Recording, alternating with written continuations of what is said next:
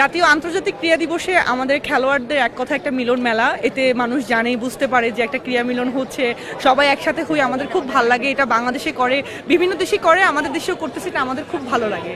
আর এতে করে সব খেলোয়াড়দেরকে সবাই চিনতে পারি, কোন কোন গেম আছে, যেমন আমরা অনেক গেমকে অনেকে চিনে না, আমরা চিনতে পারি, সবার সাথে একসাথে দেখা হয়, এটা আমাদের খুব ভালো লাগে। তরুণ সমাজের প্রতি আমি বার্তা দিব, মাদকাসক্ত থেকে বের হয়ে খেলাধুলা কিংবা লেখাপড়ার পাশাপাশি খেলাধুলা করার জন্য আমি তরুণ সমাজকে অনেক আসতে বলবো, ওদেরকে আমি সেই আহ্বান জানাবো। খেলাধুলা আমাদের সুস্বাস্থ্য রাখে, আমাদেরকে বাচ্চাদেরকে মাদকাসক্ত থেকে বিরত রাখে। আমরা আমাদের অভিভাবকদেরকে বলবো যে বাচ্চাদেরকে লেখাপড়ার পাশাপাশি খেলাধুলা করতে দেওয়ার জন্য আমি অনুরোধ জানাবো তাদেরকে। আমি বলবো এদেরকে ফিরিয়ে আনার জন্য ও তাদের প্যারেন্টসকে বলবো বাচ্চাদেরকে খেলাধুলায় ইনভলভ করলে তারা এই কাজটা করার সময় পাবে না।